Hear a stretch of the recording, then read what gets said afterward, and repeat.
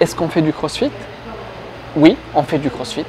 L'affiliation, c'est 3 000 $ que l'institution doit verser à CrossFit pour pouvoir utiliser le nom de CrossFit. À 90%, on y fait du functional fitness parce que c'est de ça dont les gens ont besoin. Il faut arrêter les conneries.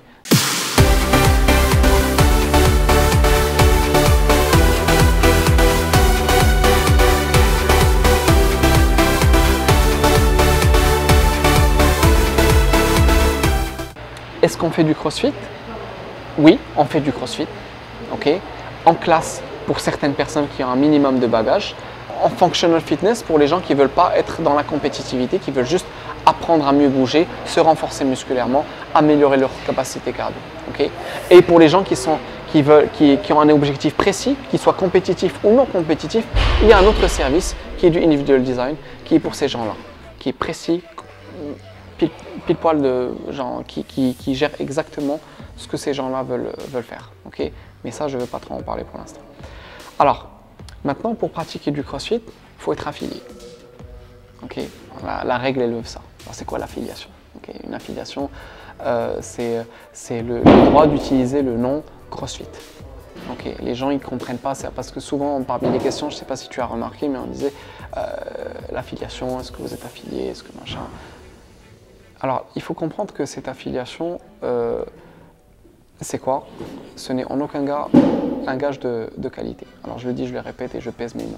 Je pèse mes mots. Ce n'est en aucun cas un gage de qualité. Okay? Pour avoir été affilié ici, okay, pendant 2 ans.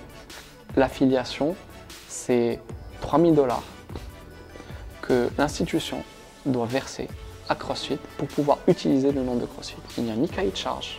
Je peux faire ici du CrossFit, de la Zumba, du bon boulot, du très mauvais boulot, CrossFit, s'en fiche. Pour ne dire que ça, rester poli, mais CrossFit s'en fiche absolument. D'accord? Donc il faut juste verser ça. Pour pouvoir être affilié, il faut être certifié level 1 au minimum, okay? Et avoir une adresse. D'accord? Une fois que tu as une adresse et que tu as, un level 1, certifié level 1, qui est une formation de 2 jours, qui a ses avantages et ses inconvénients, on va dire, okay? On peut demander une affiliation. Il faut juste payer les 3 000 $ par an. Okay?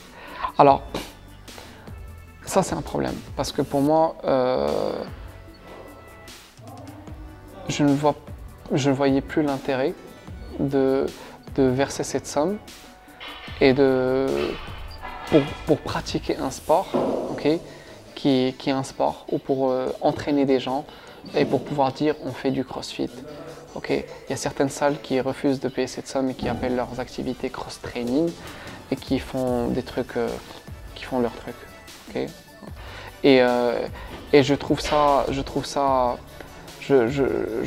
n'y vois plus aucun sens et comme ici, ben voilà, quand je vois plus aucun sens à quelque chose, ben je pose la question et j'en parle aux gens qui sont autour de moi et je prends une décision. Donc on a pris la décision d'arrêter notre affiliation avec CrossFit.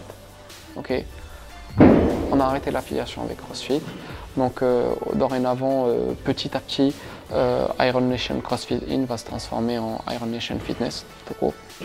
Est-ce qu'on y fait du CrossFit? Oui, on y fait du CrossFit pour certaines personnes, mais à 90%, on y fait du functional fitness parce que c'est de ça dont les gens ont besoin. Il faut arrêter les conneries.